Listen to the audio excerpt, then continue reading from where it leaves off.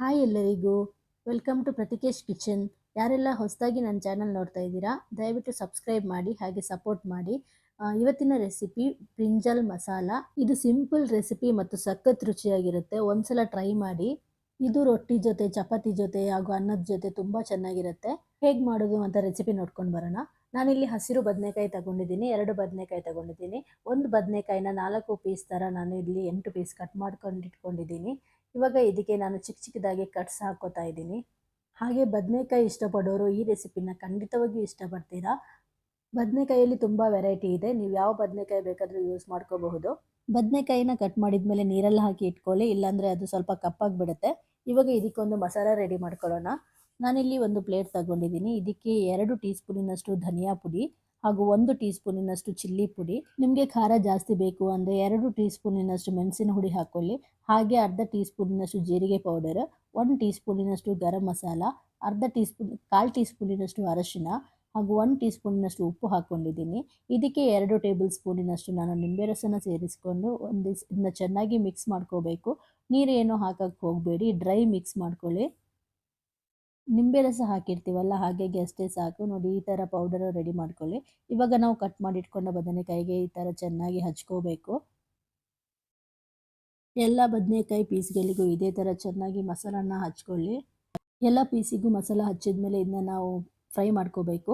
ಕಡಾಯಿಯಲ್ಲಿ ಸ್ವಲ್ಪ ಎಣ್ಣೆ ಹಾಕಿಬಿಟ್ಟು ಚೆನ್ನಾಗಿ ಫ್ರೈ ಮಾಡ್ಕೊಳ್ಳಿ. ಒಂದು 80% ಫ್ರೈ ಮಾಡ್ಕೋಬೇಕು. ನಾನಿಲ್ಲಿ ಏರ್ ಫ್ರೈಯರಲ್ಲಿ ಮಾಡ್ಕೊಂಡಿದ್ದೀನಿ. ಜಾಸ್ತಿ ಫ್ರೈ ಮಾಡಬೇಡಿ. ನೋಡಿ, ಇಷ್ಟ ಆದರೆ ಸಾಕು. ಒಂದು 80% ಫ್ರೈ ಆದರೆ ಸಾಕು. ನಂತರ ಒಂದು ಸ್ಟವ್ ಮೇಲೆ ಕಡಾಯಿ ಇಟ್ಕೊಂಡಿದ್ದೀನಿ. ಇದಕ್ಕೆ 2 ಟೇಬಲ್ ಸ್ಪೂನಿನಷ್ಟು ಎಣ್ಣೆ ಸೇರಿಸ್ಕೊಂಡಿದ್ದೀನಿ.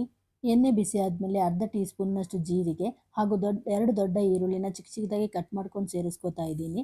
ಈರುಳ್ಳಿ ಮೆತ್ತಗಾಗೋ ತನಕ ಹುರ್ಕೋಬೇಕು. ನಂತರ ಇದಕ್ಕೆ 1 ಟೀ ಸ್ಪೂನಿನಷ್ಟು ಶುಂಠಿ ಬೆಳ್ಳುಳ್ಳಿ ಪೇಸ್ಟ್ ಸೇರಿಸ್ಕೊಂಡು ಹಸಿ ವಾಸನೆ ಹೋಗೋ ತನಕ ಇದನ್ನ ಚೆನ್ನಾಗಿ ಹುರಿಯಿರಿ. ಆಮೇಲೆ ಇದಕ್ಕೆ 3 ದೊಡ್ಡ ಟೊಮೆಟೊನ ಗ್ರೈಂಡ್ ಮಾಡಿಕೊಂಡು ಸೇರಿಸ್ಕೊತಾ ಇದ್ದೀನಿ. ಸೇರಿಸ್ಕೊಂಡು ಒಂದ್ಸಲ ಚೆನ್ನಾಗಿ ಮಿಕ್ಸ್ ಮಾಡ್ಕೊಳ್ಳಿ. ಹಾಗೆ ಇದಕ್ಕೆ ಸ್ವಲ್ಪ ಉಪ್ಪು ಹಾಗೂ ಅರಶಿನ ಸೇರಿಸ್ಕೊತಾ ಇದ್ದೀನಿ. ಮಸಾಲೆಗೆ ಎಷ್ಟು ಬೇಕು ಅಷ್ಟೇ ಉಪ್ಪು ಸೇರಿಸ್ಕೊಳ್ಳಿ. ನಾವಲ್ಲಿ ಬದನೆಕಾಯಿಗೆ ಆಲ್ರೆಡಿ ಉಪ್ಪು ಹಾಕಿರ್ತೀವಲ್ಲ, ಅದಕ್ಕೆ. ಆಮೇಲೆ ಖಾರ ನಾನಲ್ಲಿ ಸ್ವಲ್ಪ ಖಾರ ಹಾಕ್ಕೊಂಡಿದ್ದೀನಿ. ಹಾಕೊಂಡು ಒಂದ್ಸಲ ಚೆನ್ನಾಗಿ ಮಿಕ್ಸ್ ಮಾಡ್ಕೊಳ್ಳಿ. ಹಾಗೆ ಇದಕ್ಕೆ 1 ಟೀ ಸ್ಪೂನಿನಷ್ಟು ಚಿಕನ್ ಮಸಾಲ ಅಥವಾ ಎಗ್ ಮಸಾಲ ಯಾವುದಾದ್ರೂ ಒಂದನ್ನು ಸೇರಿಸ್ಕೋಬೇಕು. ನಿಮ್ಮ ಹತ್ರ ಯಾವುದಿದೆ ಅದನ್ನು ಸೇರಿಸ್ಕೊಳ್ಳಿ. ಹಾಗೆ ಇದನ್ನ ಒಂದ್ಸಲ ಚೆನ್ನಾಗಿ ಮಿಕ್ಸ್ ಮಾಡಿಕೊಂಡು ಇದು ಎಣ್ಣೆ ಬಿಡೋ ತನಕ ಇದನ್ನ ಚೆನ್ನಾಗಿ ಬೇಯಿಸ್ಕೋಬೇಕು.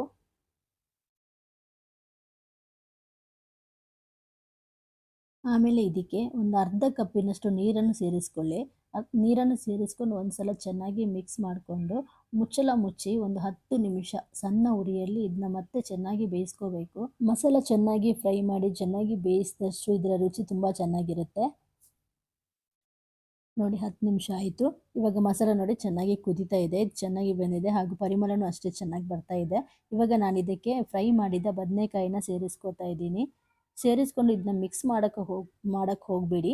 ಹಾಗೆ ಸೇರಿಸ್ಕೊಂಡು ಒಂದ್ಸಲ ಮುಚ್ಚಳ ಮುಚ್ಚಿ ಒಂದು 5 ನಿಮಿಷ ಇದನ್ನ ಬೇಯಿಸ್ಕೋಬೇಕು. ಯಾಕಂದರೆ ಮಸಾಲೆ ಎಲ್ಲ ಚೆನ್ನಾಗಿ ಬದನೆಕಾಯಿಗೆ ಹೀರ್ಕೋಬೇಕು. ನೋಡಿ, ಇವಾಗ 5 ನಿಮಿಷ ಆಗಿದೆ. ಇವಾಗ ನಿಧಾನಕ್ಕೆ ಮಸಾಲನೆಲ್ಲ ಅದರ ಮೇಲ್ಗಡೆ ಹಾಕೊಂಡ್ಬಿಡಿ. ಆಮೇಲೆ ಮತ್ತೆ ಮುಚ್ಚಳ ಮುಚ್ಚಿ 1-2 ನಿಮಿಷ ಬಿಟ್ಟರೆ ಸಾಕು. ಆಗ ಈ ಬದನೆಕಾಯಿ ಮಸಾಲ ರೆಡಿ ಆಗುತ್ತೆ. ನೋಡಿ, ಇವಾಗ ನಾನು ಸ್ವಲ್ಪ ಕೊತ್ತಂಬರಿ ಸೊಪ್ಪನ್ನು ಹಾಕೋತಾ ಇದ್ದೀನಿ.